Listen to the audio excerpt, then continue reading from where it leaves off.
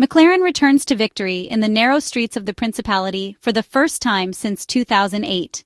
A cathartic win for Lando Norris, who delivered a flawless weekend on the track that, above all, demands mental strength. Ferrari and Charles Leclerc surprised by securing an unexpected second place on the eve of the Monte Carlo weekend. The SF25 single-seater came back to life in Monaco, a circuit that simultaneously revealed why the MCL39 is the best car on the grid, while awaiting the technical directive on flexible wings that will be introduced starting with the next round of the 2025 Formula One Championship, and which is already causing mixed expectations. New rule, same race. This is how the Monaco Grand Prix can be summed up.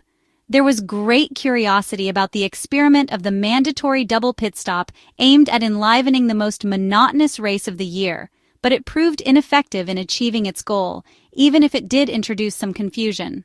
On the fringes of the point zone, early skirmishes and shameless strategies emerged, with exasperating slowdowns of several seconds per lap, so much so that some drivers preferred to take a drive-through penalty just to escape by cutting the track. The front-runners were therefore able to race without concern for traffic when deciding pit strategy, with lapping phases offering rare moments of excitement. The only top driver to recover positions was Lewis Hamilton, who capitalized on clear air after the pit stops of Isack, Hadjar, and Fernando Alonso to climb to fifth place. The key moment came with Charles Leclerc's final pursuit of Lando Norris, who was being hampered by turbulence from Max Verstappen, creating the typical Monaco tension in anticipation of an overtake that would never come. Once the Red Bull pitted, the McLaren driver immediately made it clear that he had everything under control, pulling 2 seconds ahead of the Ferrari SF25 car in a single lap, capping a Sunday in which the Briton consistently seemed to have something extra. Lando Norris therefore clinched a victory that could mark a turning point in both his season and his career. In the past, Monaco has been pivotal in the growth of Max Verstappen, who matured in his ability to manage aggression, and of Charles Leclerc, who exercised his demons. Now the hope is that it could do the same for Lando Norris. But what was the main difference between McLaren and Ferrari on the streets of Monte Carlo? In some ways, McLaren's historic win is surprising, having taken the most important pole position of the year despite a car that is difficult to push to the limit in the qualifying session. Even more surprising, however, is Ferrari's podium finish on a track that should have most exposed its weaknesses. Ferrari team principal Vasseur admitted that expectations had not been very high after Miami and Imola, as the Maranello team had struggled significantly in the slow corners. In Monaco, however, the SF25 proved more competitive in the few fast corners, also taking advantage of its strong agility over the curbs and a setup that was less compromised due to minimal concerns about floor wear. Still, these strengths were not sufficient to outperform a McLaren that dominated the slower sections while also managing bumps effortlessly, a performance that highlighted the true capabilities of its design. McLaren team principal Andrea Stella noted that the changes made to the MCL39 since the previous year had contributed to the team's improved competitiveness in Monaco. At the start of the year, there were doubts that McLaren's extreme suspension design could undermine its mechanical grip, but the MCL39 car's performance in the Principality was the best counter-argument. That papaya-colored machine delivers performance without running too low or stiff, maintaining suspension movement that allows greater flexibility in balance adjustments. These traits make the MCL39 the most complete car on the grid, even victorious on the most atypical circuit of all.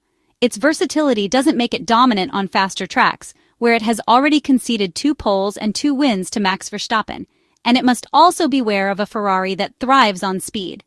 But McLaren can dream of the title because it is the only team consistently competitive on every kind of circuit, even ones as different from each other as apples, pears, and peaches, a metaphor much loved by Andrea Stella. The focus now shifts to the Spanish Grand Prix, as on track and in the standings, McLaren looks down on everyone else. However, Ferrari is counting on the new front-wing flexibility tests expected for Barcelona to reduce that dominance.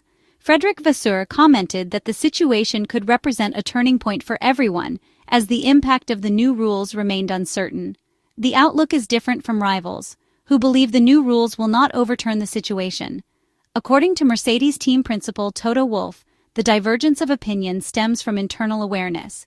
Toto Wolff observed that Ferrari had likely been the most conservative team regarding flexible wings, and noted that it remained to be seen how the new rules would affect the pecking order, adding that he was not sure they would have any significant impact. Along with the new front wings, other aerodynamic upgrades will arrive next weekend at the Circuit de Catalunya in the Spanish Grand Prix, but not for Ferrari. Frédéric Vasseur doesn't want to introduce too many variables, preferring the team to stay focused on understanding how to set up the car in response to the new, stiffer wing regulations. Barcelona will be a key crossroads in the championship's dynamics, but McLaren's very versatility may be the extra weapon it needs to stay ahead of everyone. Among those hoping for the new tests is Max Verstappen, who endured a survival race in Monaco, pocketing important points while waiting for better opportunities to fight. One of those could be Barcelona, a track that will highlight the RB21's high-speed strengths, a car that once again showed its weaknesses in slow corners in the Principality. Returning to Ferrari, second place in the Formula One Monaco Grand Prix is not, especially for Charles Leclerc, and last year's winner in Monte Carlo wants improvements on the Ferrari SF25. The Monegasque driver returns to the podium after Saudi Arabia, this time in front of his home fans, but the disappointment is clear. A few thousandths in qualifying determined the outcome of the race, on a track that was, nonetheless, favorable to the car developed in Maranello. To keep fighting, updates will be needed. Smothered smiles and restrained enthusiasm. Ferrari secures a podium in Monte Carlo, but the result, while certainly prestigious, feels more like a consolation. The car is at ease on the streets of the Principality, agile over the curbs, fast in direction changes, strong on race pace. These same strengths might have allowed Charles Leclerc to battle Lando Norris under different circumstances, but in Monaco, overtaking is nearly impossible and the home driver is forced to sit behind. Charles Leclerc considers it, studies the McLaren's moves, the rival's weaknesses, but ultimately gives up. Now more than ever, Maranello needs points, and the podium is incredibly valuable. But to keep championship hopes alive, more is needed, starting already in Barcelona. The main weakness remains the same: slow-speed corners.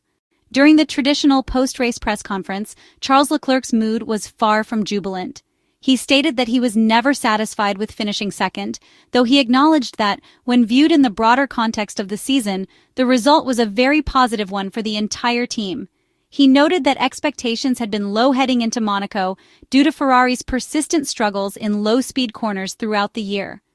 Charles Leclerc explained that Monaco's distinctive layout, with its many bumps and curbs, had helped Ferrari close the gap to its rivals this weekend, adding that the Maranello team had done an excellent job. The Monegasque driver pointed out that the 18 points from his own result, combined with Lewis Hamilton's 10, were valuable given the current standings. For that reason, he believed the team had reason to be proud. While he admitted he wasn't ecstatic about finishing second, he still considered it a very positive weekend. Reflecting on the SF25's ongoing limitations, Charles Leclerc emphasized that slow-speed corners remained by far the car's greatest weakness. The 27-year-old driver confessed to having approached the Monaco weekend with a pessimistic outlook, noting that the track's extreme characteristics had masked some of the car's deficiencies. However, he stressed that such conditions were rare and that Ferrari still needed to improve performance in low-speed sections.